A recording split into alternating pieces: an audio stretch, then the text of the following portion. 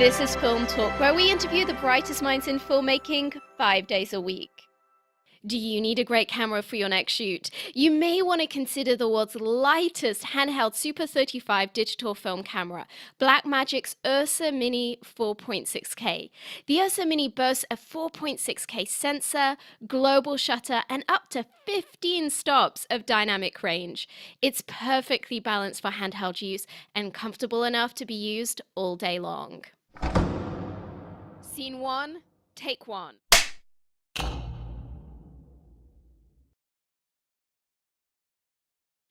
Film Talk Nation, we are greenlit for yet another great show. Vanessa Frank here, and I'm excited to bring you our featured guest today, Bobby Downs. Bobby, are you ready for your close-up? I absolutely am. Bobby Downs has produced more than a dozen feature films for the faith market. Beginning in 1999, Bobby produced his first independent feature film, The Moment After, and its sequel, The Moment After 2, The Awakening, both of which were acquired by Sony Pictures.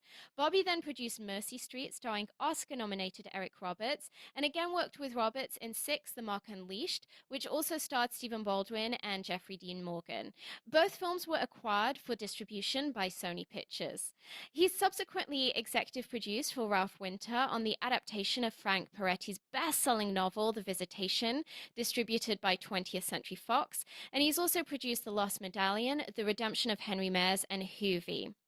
Bobby's most notable film was based on the novel by New York Times bestselling author Karen Kingsbury, Like Dandelion Dust, which starred Oscar winner Mira Sorvino and Emmy Award winner Barry Pepper, and was released by 20th Century Fox after winning more than 30 International Film Festival awards.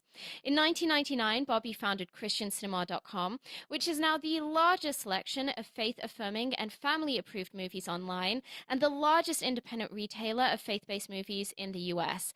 Bobby, it's an honor to have you on the show today. Thank you, Vanessa. Really enjoyed and glad to be here with you. Yeah, so Bobby, we don't that frequently have people on the show who are from the faith-based sector, but with this week, as many of our audience members may know, with this week being the National Religious Broadcasters Convention, NRB, that's taking place in Nashville, it's really kind of the big week of the year where so many filmmakers, both large studios and independent filmmakers who are interested in doing business in this area of faith-based filmmaking get together.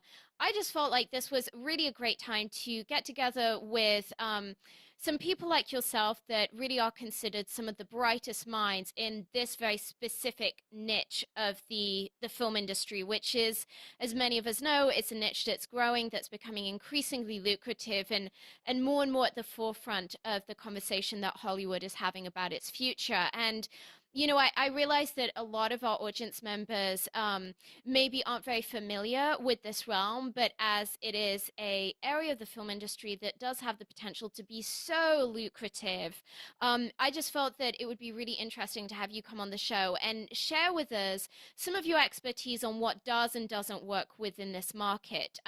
But before we get into all of that stuff, I would just love to find out how you personally first got into the film industry. Well, thanks for that introduction as you were recalling all of those movies that I've worked on and produced and brought to life. It has been a long journey. Yeah. And I always like to say that it's like the tagline for Survivor, outwit, outplay, outlast. Yes. Yes. And if you the days you feel like giving up and saying maybe I should go do something else, you just hang in there. You'll get to the other side of it, and you'll find something new happen. And oh, that's typically, good advice. just before it gets darkest, is right before you break through the clouds to a breakthrough on particular projects, especially on the creative side of things, or financing, or distribution. I started films in an unconventional way. I never had any film school training. I have a vocational education degree and a teaching credential in agricultural science. Oh, wow. And I started, that must have really prepared you for the movie business. And it's probably like most people. I don't know, but in agriculture, our theme was always learn by doing. Yes. And so I just dove in and had an opportunity in 1999 when my brother was producing and acting in some films in Southern California. And for those who don't realize, your brother is. Can you tell us a little bit more? Can you maybe complete that sentence? Sure. His name is Kevin Downs, and he's produced films. Most recently, Woodlawn is a film that came out in theaters across the country, and he also did a movie called Mom's Night Out. He also had a great part in that film. He was one of the police officers in the movie Courageous that the Kendrick brothers directed.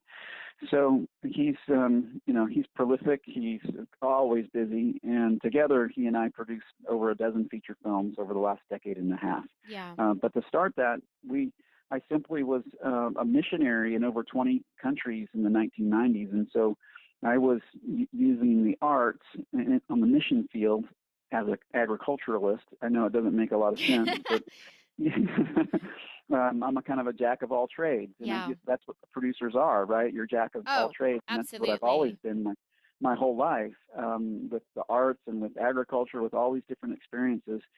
And those all came to bear one day when I finished up our work on the mission field, came back to California, and set my sights on working with my brother in making and producing feature films. And as a missionary, we always had to raise funds, to cast a vision and have people support what we were doing.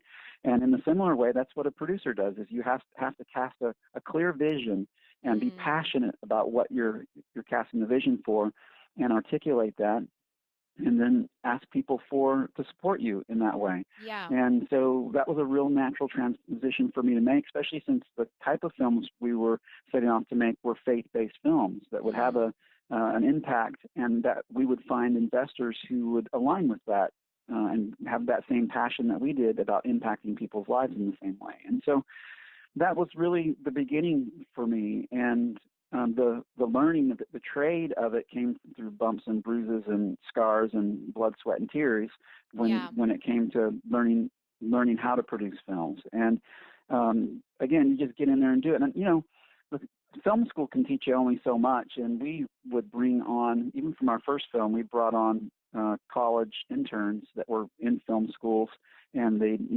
their summer break or whatever, and they would have an opportunity to give us some of their time. And they had textbook knowledge, but a lot of them didn't have actual practical experience. And we were glad to give them that practical experience. And it was awesome to see after our film would wrap and you get the crew list, they would always get called up, the good ones at least. The cream rises to the top, and they would always get work after that. And from there on, their careers are basically set. Yeah. And so if you can get on a film set and start working and work your tail off, do anything they'll ask you to do, work on any department.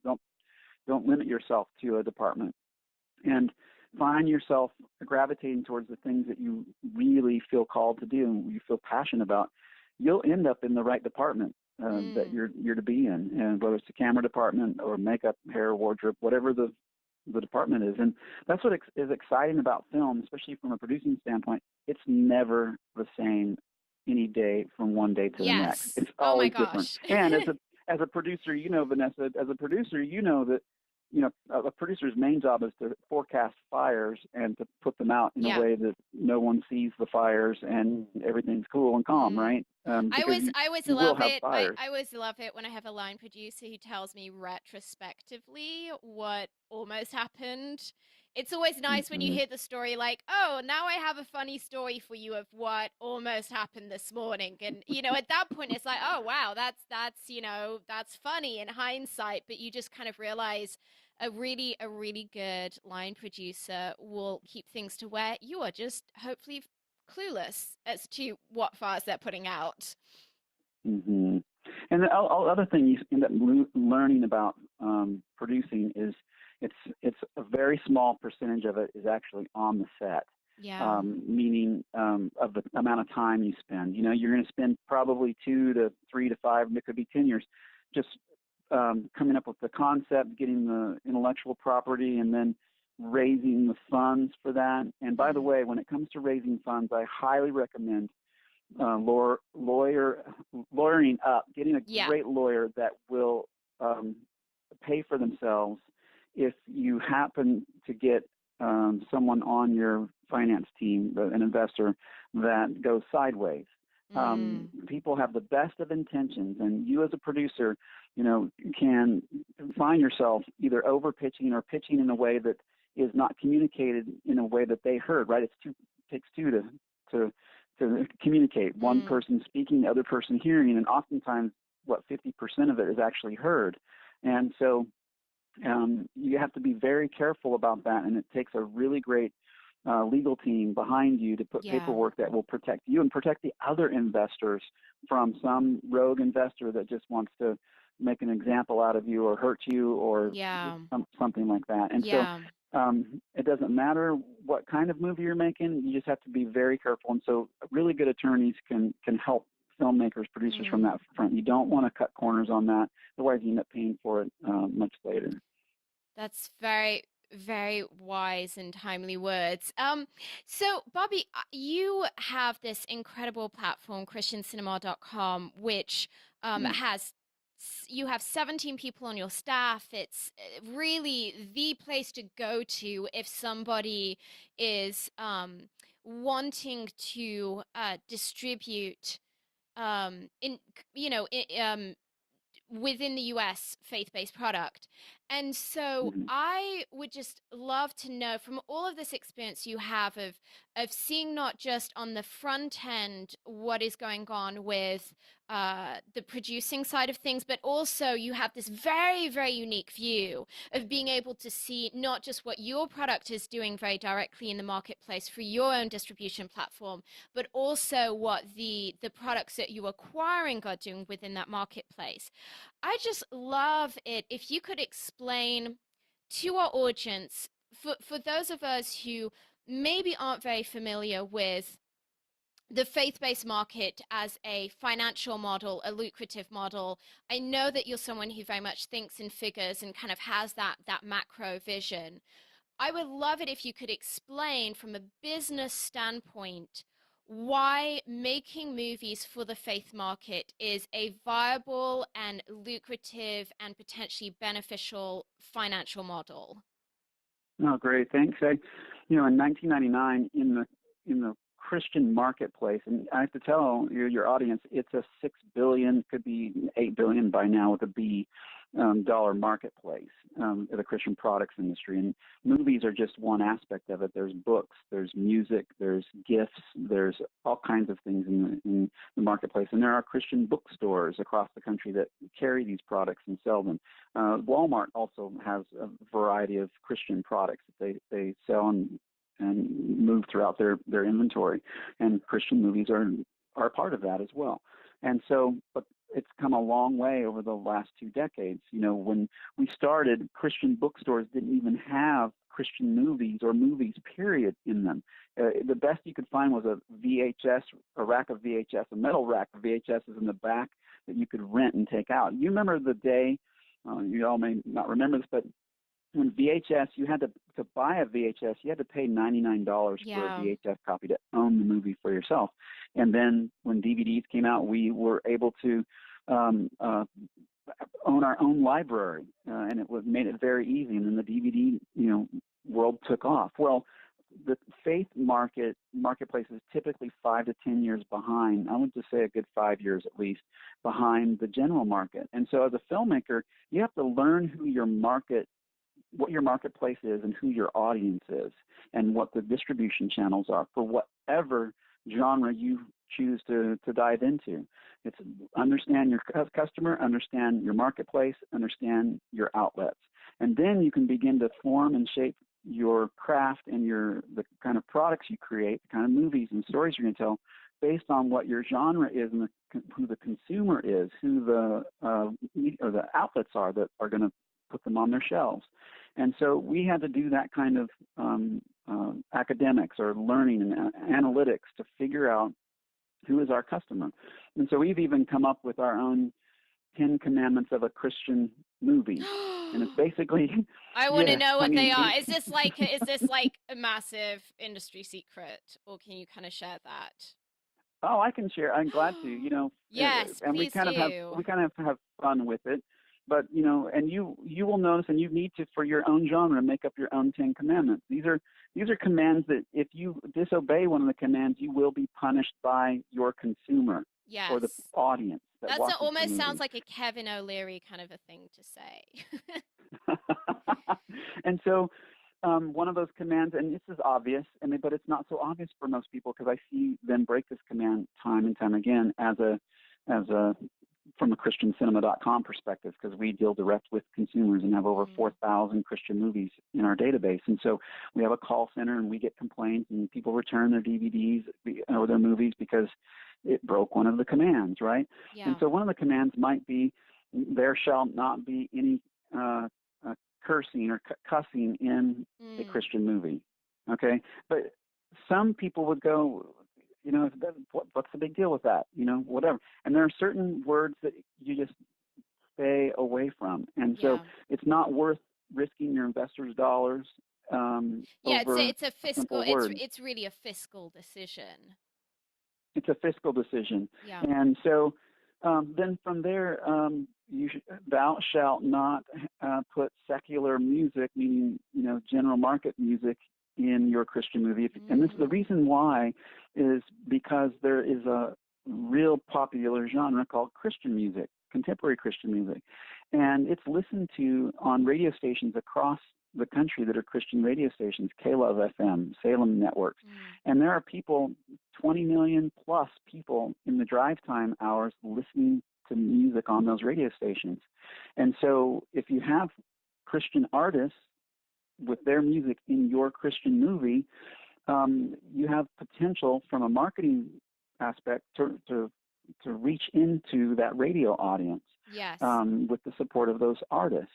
I think that the thing to stress is that some of these artists have huge followings. I mean, followings that many times will rival what fairly substantial Hollywood actors will have as a following on Facebook. And these are followings that are used to followers that are used to being mobilized, that are very they're great consumers. They're people who are actively spending money on whatever merch or whatever product that performer is endorsing. Yep, it's a big industry from a financial perspective, the products industry and the artists. And the artistry has gotten so elevated and excellent over the last 2 decades. It first started back in the 1970s with Christian music, and it wasn't even called Christian music necessarily back then, back in the day. And some great artists just started applying it towards creating content or songs and singing about God or about Jesus or, about a relationship with God or the things that are come from the Bible, themes from the Bible. And it just started an entire industry. And goes to 1970s, 80s, and 90s. And then you started having artists cross over back in the 1980s into being played on regular, radio stations. Absolutely. And so then you saw them with books in the 1980s.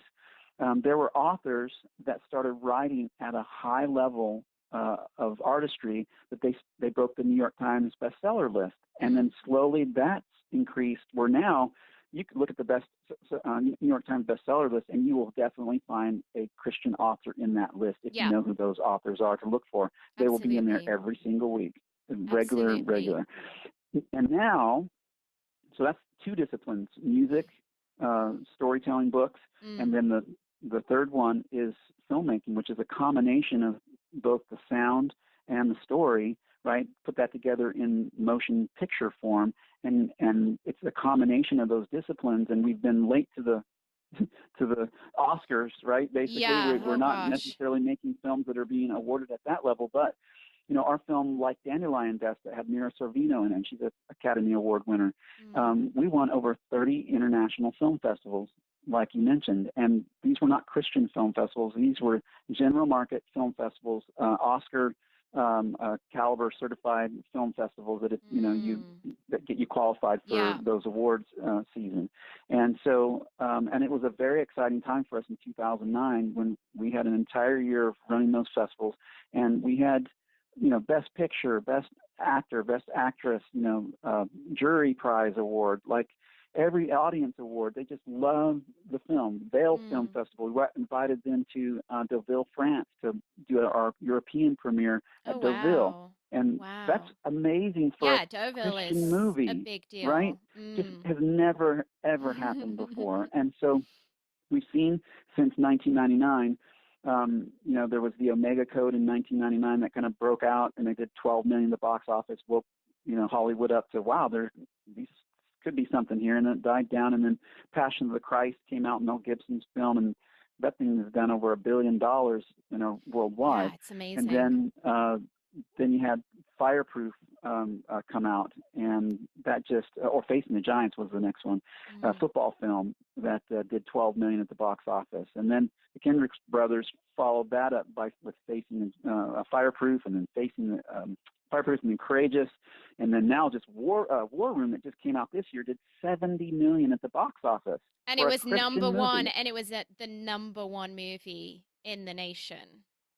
And then again, when it hit DVD just recently, it was the number one DVD in the nation amongst every movie, no matter what it was.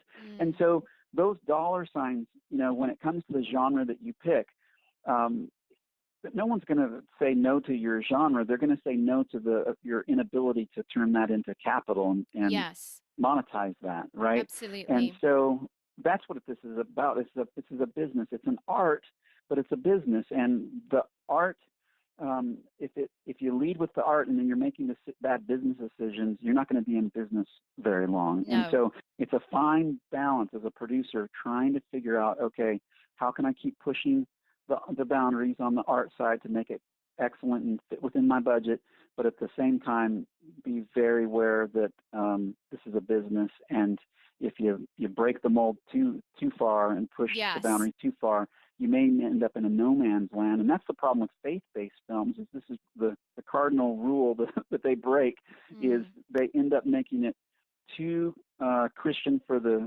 general market and not Christian enough for the Christian market. And they land in this no man's land where nobody wants to buy the movie because they, under the guise that they want to reach the world. And it's like, look, be what you are.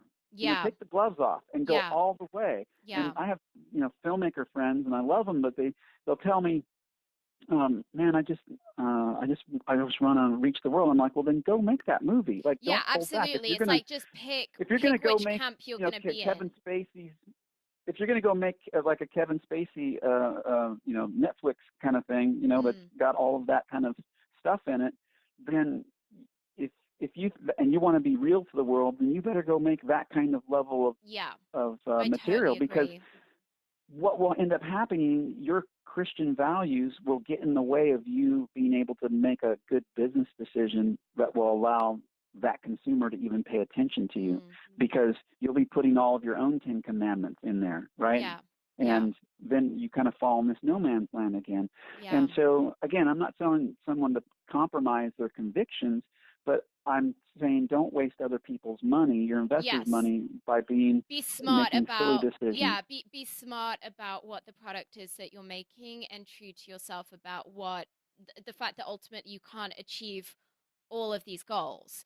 If you're looking to sell to the Christian, specifically to the Christian audience, which is a notoriously conservative audience, you have to be aware of the fact that you're not going to be able to reinvent the wheel.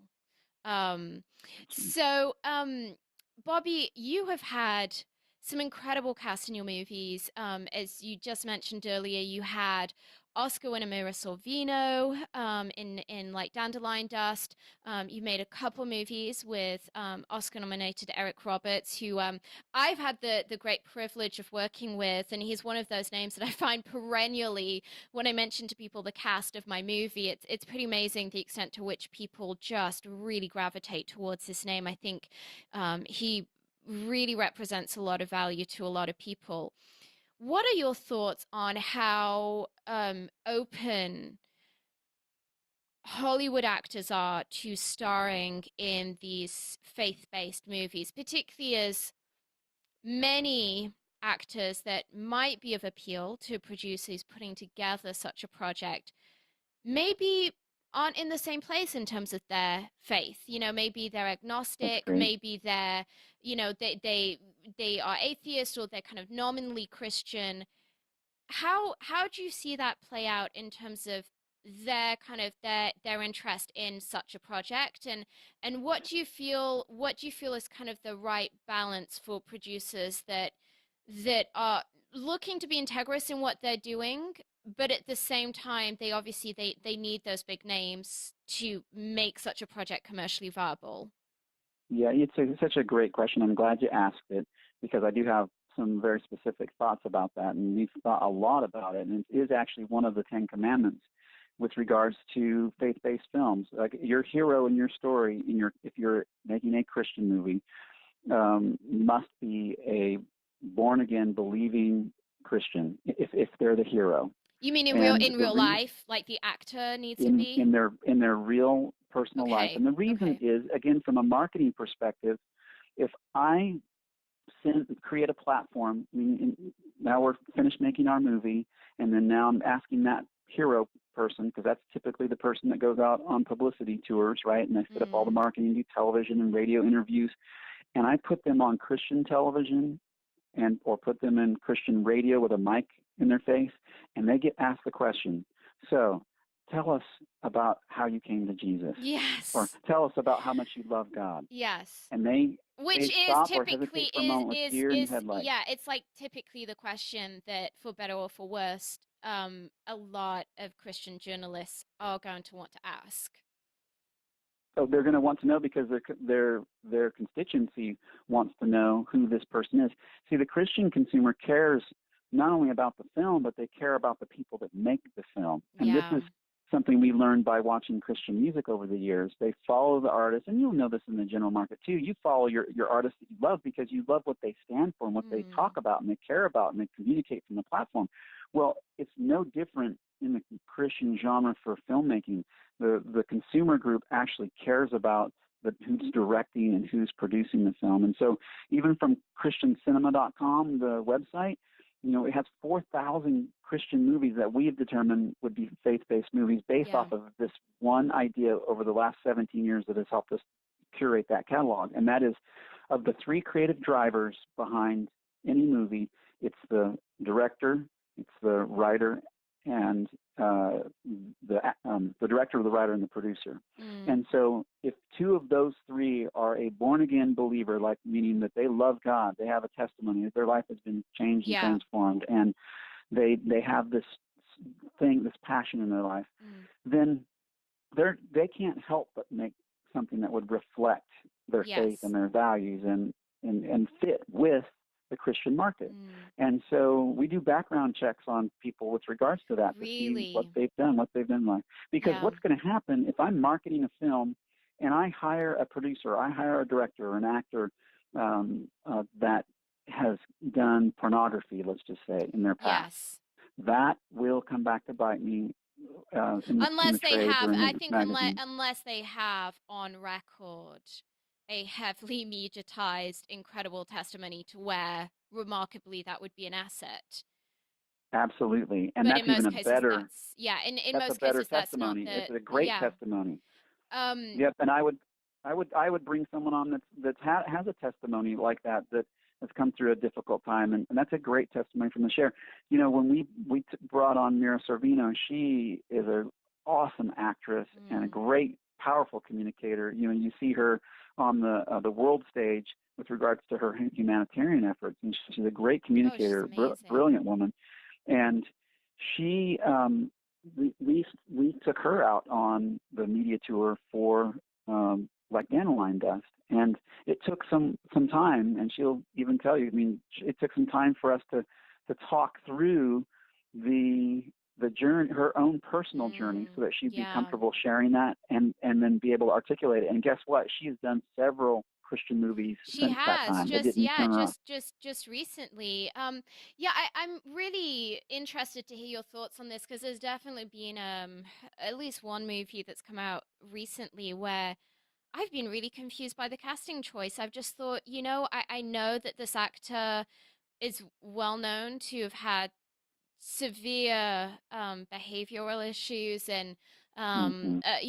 another actress in the cast of that specific movie had for years has really made a career of content that by the standards of pretty much any kind of Christian faith-based organization would be deemed to be pretty offensive. And it was just very surprising to me that um, particularly that this is a movie that is square dab within that kind of like middle America, very very like typical faith-based movie. It was just really surprising to me, and I thought, well, I find this surprising. I'll be interested to see if the rest of America finds it surprising. Maybe I'm underestimating where people are at, but in my experience, I really believe that actors are brands. I really strongly believe Oh that, yeah. if you're looking to cast a Scorsese movie, you're going to want actors that represent a certain way of life, a certain perception. Mm-hmm. And if you are casting a kids movie, you're going to want to cast people who have maybe a different perception. And however much we would love to think that actors are very polyvalent, and indeed they are, any actor, I believe, has a range in terms of their branding, which is part of which is the messaging that's intentionally being conveyed, that the management, that the agent, that the actor themselves has crafted over years, and part of it is just the way they live their life. When we're in an era where there is so much tabloid press, where there's just anyone who has a smartphone is basically turning themselves into a paparazzi.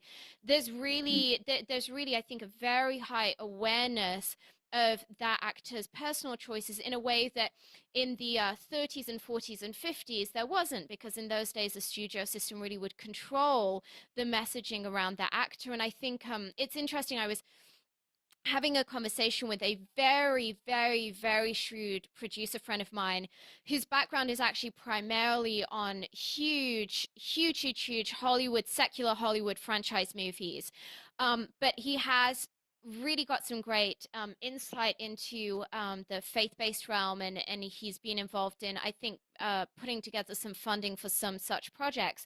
And he was saying the big thing that he has found when it comes specifically to the business angle and the finance angle of casting is that his kind of golden rule, like you have at christiancinema.com, you have golden rules. His golden rule that he has found with financiers is that when you're dealing with actresses, if they have done any kind of like nude photo shoot, semi-nude photo shoot, men's magazine, anything that basically you can do a Google search for and see images online that would be deemed by conservative Christians to be offensive or questionable, that is an absolute no-no when it comes to your investment finance, because the feeling is, kids are going to come back from watching a movie in the cinema, and if you've done a great job as a filmmaker, they're going to go Google that person's name. And if then the parents are saying, oh, my son Googled this actress's name, and these are the Mm-hmm. images that came up, that's a huge issue. And that is something that he was saying to me, it's not a question of morality, it's a question of business. Finances, people who Mm-hmm. invest financially into these projects will not approve actresses that have done that. And it made me realize the extent to which, I think actresses really need to realize that if they ever at some point in their career want to be going into this faith-based market, which can be an incredibly lucrative market and a market that can generate a tremendous amount of work for them, particularly as arguably it's somewhat of a smaller field and you can be a bigger fish in a slightly smaller pond, that if you ever want to go that route, you have to make that decision. You have to realize that the moment that you go and do some of these more salacious photo shoots, you are shutting the door to that part of your career. And I think that I don't want to be the one to publicly make a judgment statement about that, because I realized that, you know, many actresses, they come from a background where for them morally they don't have an issue with doing those photo shoots. But you just have to realize purely from a business standpoint that while you might feel that you're gaining fiscally by doing these photo shoots, arguably, demonstratively, there's a whole market that could be very financially lucrative for you that you are going to be shutting the door for on potentially forever. Yep, it's just a simple business decision at that point. And look, if you want to call the art of filmmaking and motion pictures, if you want to call it an art, then art requires discipline for it to be excellent. And discipline means you're making tough choices. You're well thought through choices that put you in the driver's seat and your destiny in your driver's seat. And so thinking about what you want to be doing 10 years from now that may have an impact on your decisions today, you know, it's growing up. It's making, you know, big decisions about your craft and what you can desire to do with it, and not making small compromises because maybe you need money or you need something in order to make a decision, because you could end up paying for that. You know, I talk to my kids all the time about social media. You know, that social media lives on forever. And if you, in your youth, make a poor choice of uploading a photo or typing something out, your future partners or financiers could be looking at your Facebook page or Twitter account and seeing how you communicate with people. And if you're a poor communicator, use, you know, curse words in your communications. You know, Twitter is not off limits. You don't own Twitter. You don't own your Facebook account. No. It's public. Yeah. And you have no control over that. And once you post to Facebook, you can't remove it or scrub it. Yeah. And so it's a live record. And you know, when you look at financiers, they're going to be looking for someone that they see as have a long track record of being responsible and being smart and being disciplined, and has a control over their tongue and over their words, and that represents to them a sense of trust, building trust.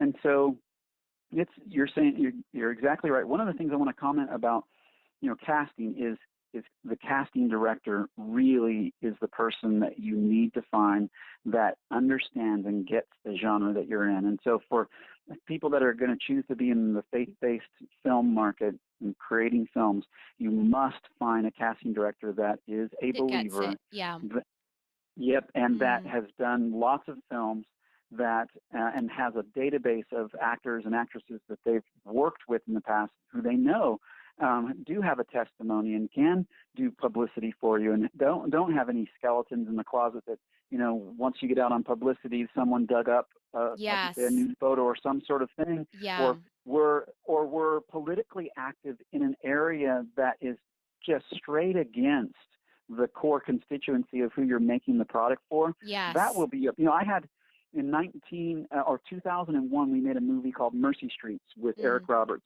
as you mentioned early in the show. And it was a great film, had Stacy Keach in it, Lawrence Taylor, and a really great film. It was kind of like a crossover film for us, where we were trying to cross over into the general market. And we had a song by the artist Moby. You know him? I love his music. Artist. It's great music. And we were passionate about it, but guess what? We very opened political. The whole opening title sequence. We opened the opening title sequence with that song of Moby's, and we got boycotted by the Southern Baptist Convention. Oh my gosh! Because we had this artist, and someone dug up a bunch of stuff, and we got he's very, you know, he's very vocal in his political beliefs, and his political beliefs, many of them do not align with the traditional Southern Baptist beliefs. You know, for very good reason. And the reality is, look, if art is a reflection of culture and culture is fluid, then that rule holds true for any culture that exists on the planet. It is fluid. It's transforming over time. You know, what was not okay 10 years ago or 15 years ago is okay today. Like I will say that on ChristianCinema.com, we've got several films that actually have some language in it. And we haven't gotten, you know, too bad of a rap for that from our constituency, but they are definitely Christian artists making these films. and the stuff that they put in there that would normally be offensive, it's not gratuitous. It actually Yes. serves the story, Yes. and the consumer can get it. And or if it's a true story, that's it makes it a whole lot better. If it's a narrative that is fiction, then you better not, at least in the faith market, have anything that's offensive, because it's just fictional and you're creating it. You're creating the Yeah. world. But if you're telling a true story, you can be authentic. And the challenge is, and I want to say this about casting, is that look who won an Oscar just in the last several years for The Blind Side, right? Yeah. Yeah. And she played Sandra Bullock played a Christian woman in the movie The Blind Side, and she was very overt in her characteristics and in her faith. It was very obvious that she was a Christian character, and yet Sandra Bullock wins an Oscar for that performance. And it proves out a theory that I have, that it's more difficult to play the role of a Christian in a movie than it is any other role. They're the most difficult role to play in an authentic, true way that rings true to the heart of every human, whether you believe in God or not. You could look at that character, just like what Sandra Bullock played, and go, I believe that character, and I actually have empathy for that character, and I believe the struggles that they're going through, and I appreciate. I may not agree with their faith, but I agree with who that character is, and it's believable, and that is so difficult. And Mira Sorvino went through the same thing with the movie Like Dandelion Dust. She played a woman of faith there, not so overt, but she definitely was a woman that was struggling through some difficult decisions, and her faith had to guide her through that. And so picking a casting director is really critical for the genre you're in. So if you're in some other genre, then find the casting directors that have cast movies in your genre and done really well at that. It's very similar to music. Music in your movie, the composed, scored music. Find someone that understands the tonality, the feeling, what it evokes. There are certain chord structures, certain things about music that will harken back to an experience that many Christian consumers and people of faith have, that just makes sense to their senses. And so if you got a composer that doesn't understand that culture of the Christian culture, they're going to miss all of those hidden little beats and cues that harken and call out. It's kind of like this, when you have a set of music in your mind that your parents listened to when you were a kid. And then all of a sudden in today's time, if you put that song on, it takes you right back to that time. And it's something in all of us, no matter what our experience was in life. Well, you use that to your advantage. That's why when you see a movie at the theater and they play some movie from the 80s or 70s or the time period of when you were young or growing up, it does something to your emotion when you marry that sound from that past experience to a picture, and it enhances the experience for you sitting in the movie theater. Well, if there is a whole genre since the 1970s of Christian music, you can use that to leverage the experience of the movie-going audience and push them to a whole nother level when they have this feeling about, I remember that song like when they were growing up, because there's an entire body work of decades of Christian music that you would want to add into your art to take that experience to another level. And so it's just being creative like that. And I think it's an exciting time to be involved, especially in the faith-based area of movie making, because of the body of work that's gone before us. We're well into a space now where the financial model is working, so that's beginning to make sense. And now it's just a matter of telling really great stories. The production values are easily there and comparable to any genre. And now it's just a matter of, can we tell really great stories? Yeah. Bobby, this is fascinating. I just can tell that there's so many years of artistry. It's that 10,000 hours that I think you've probably done once, twice, and probably three times at this point. Well, Bobby, we're about to enter our final act, in which we're going to be getting some of your top recommendations. But before we do so, let's take a brief moment to thank our sponsors. When you're putting together that masterpiece movie, the coloring is a major creative decision.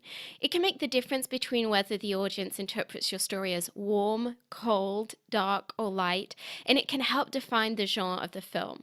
Here's a quick tip. Horror movies tend to have blue tones, romantic comedies tend to have warm tones, apocalyptic movies tend to be grey and washed out, movies in which reality is off kilter tend to have green tones, and action movies tend to feature a lot of teal and orange, particularly in their artwork. The Emmy Award winning Da Vinci Resolve from Blackmagic will help you get that perfect color for your next production. The Da Vinci Resolve 12 combines professional non-linear video editing with the world's most advanced color corrector, so you can now edit, color correct, finish, and deliver all from one system. The DaVinci Resolve is completely scalable and resolution independent, so it can be used on set, in a small studio, or integrated into the largest Hollywood production pipeline.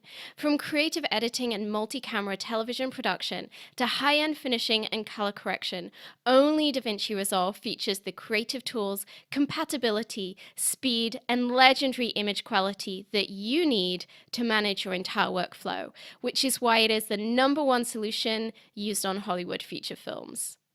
Bobby, welcome to the final act where you'll be sharing incredible resources and mind-blowing answers. Are you ready? Okay. Bobby, if you could recommend a single book for our listeners, maybe something that you have found helpful to your own film career, what would it be and why?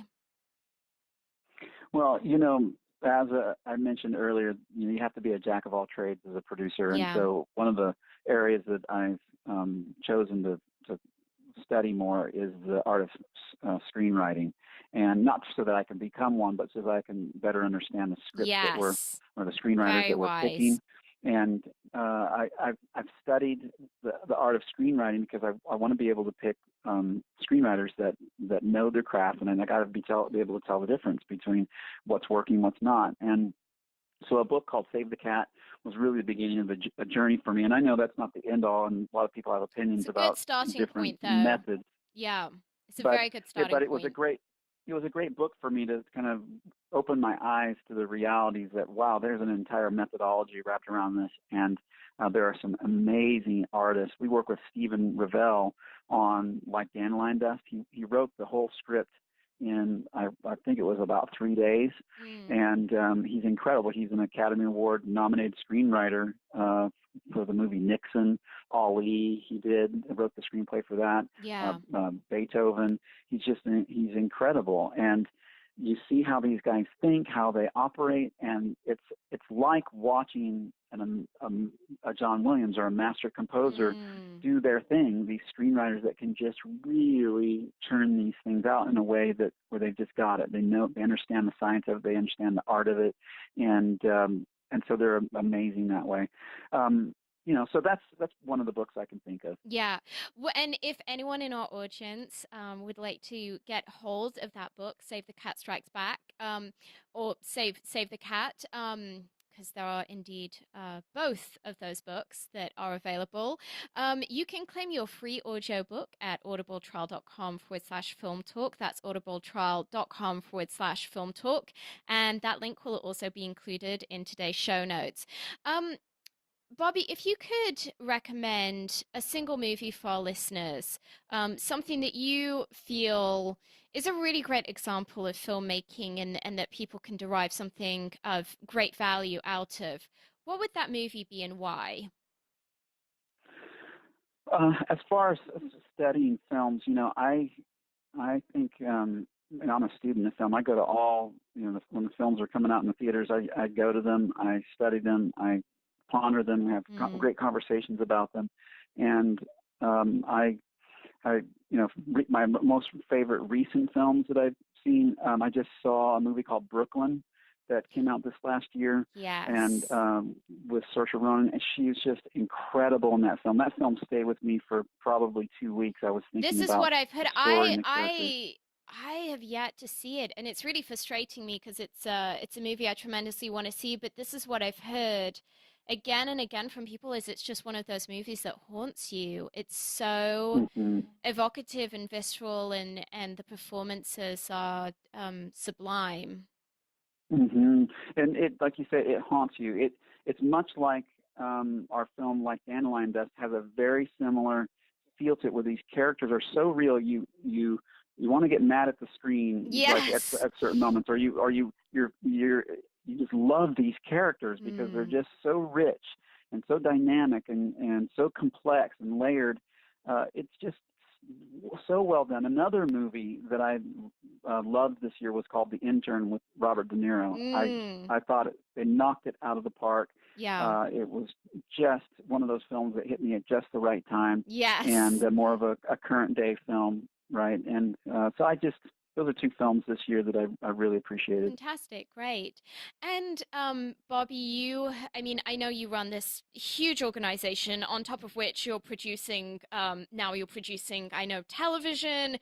You've always got some movie projects on kind of in various stages of development. So I would imagine that organizing your life and just kind of keeping track of all of what you're doing is probably an art form in itself. What do you have any websites or apps that you could recommend as being something that you just found to be a great tool for your daily life as a filmmaker and as an executive?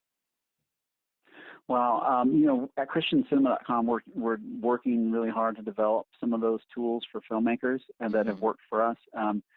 We've got a website that's a URL that you can go to called ChristianMovieCalendar.com, and it shows every movie that's coming out in the year in front of us, whether on DVD or Oh, wow. Blu-ray or on to the theater.